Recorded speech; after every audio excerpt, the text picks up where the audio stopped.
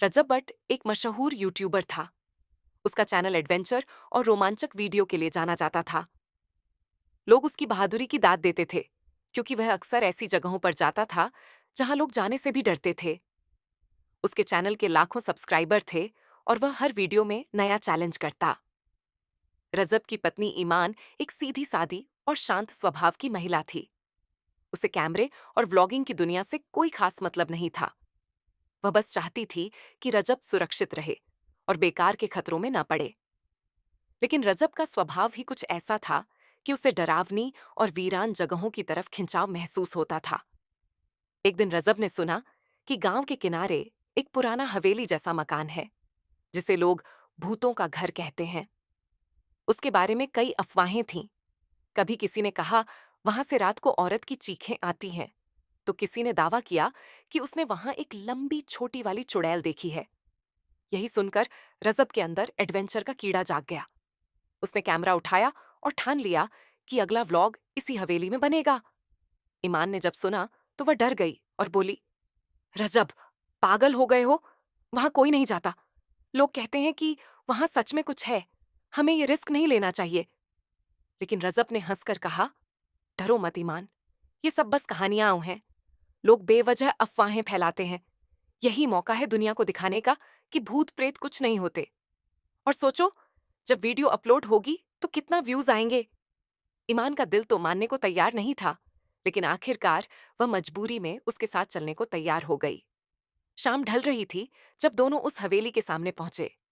हवेली बहुत पुरानी थी। दीवारों पर काई जमी हुई थी और खिड़कियां टूटी हुई थीं। दरवाजा आधा टूटा हुआ था और उस पर जंग लगे ताले लटक रहे थे।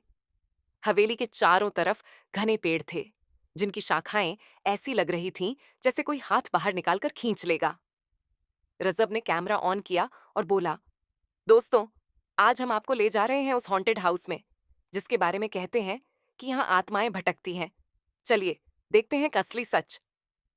ईमान कैमरे की तरफ देखने से भी डर रही थी। उसका चेहरा सफेद पड़ चुका था। वह धीरे धीरे रजब के पीछे पीछे चल रही थी। जैसे ही दोनों अंदर गए, एक ठंडी हवा का झोंका आया। ऐसा लगा जैसे हवेली जिंदा हो और नए मेहमानों का स्वागत कर रही हो। अंदर अंधेरा था, सिर्फ रजब का टॉर्च और कैमरे की लाइट जल रही थी। हर जगह जाले लटक रहे थे, दीवारों पर दरारें थीं और फर्श जगह जगह टूटा हुआ था। ईमान ने कांपते हुए कहा, रजब, ये जगह मुझे बिल्कुल भी ठीक नहीं लग रही। हमें वापस चलना चाहिए। लेकिन रजब बोला, बस थोड़ी देर, वीडियो पूरा कर लें, फिर चलेंगे। जैसे जैसे वे हवेली में आगे बढ़ते गए, कैमरे में अजीब अजीब आवाजें रिकॉर्ड होने लगीं। कभी दरवाजे अपने आप चरमराने लगते, कभी ऊपर से कदमों की आहट आती।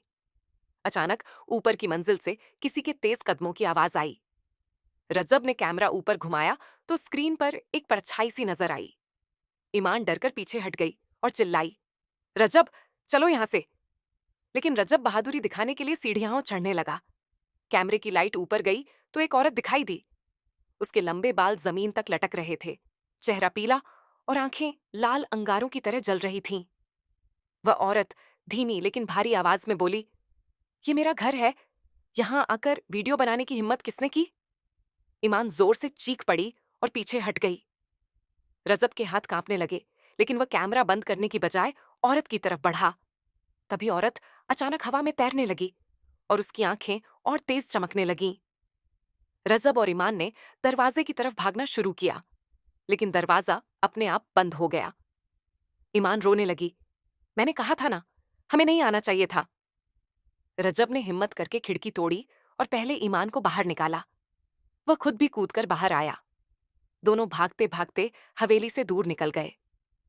जब वे घर पहुंचे तो रजब ने कैमरे की रिकॉर्डिंग देखी। उसमें साफ दिखाई दे रहा था कि वह औरत कैमरे की तरफ सीधा देख रही थी। उसकी आंखें इतनी डरावनी थीं कि देखने वाले का खून जम जाए। शौक अपनी जगह है, लेकिन कुछ रहस्य इंसानों के लिए नहीं होते। जो चीज इंसान की समझ से बाहर है, उसके पीछे भागना विनाश को न्योता देने जैसा है।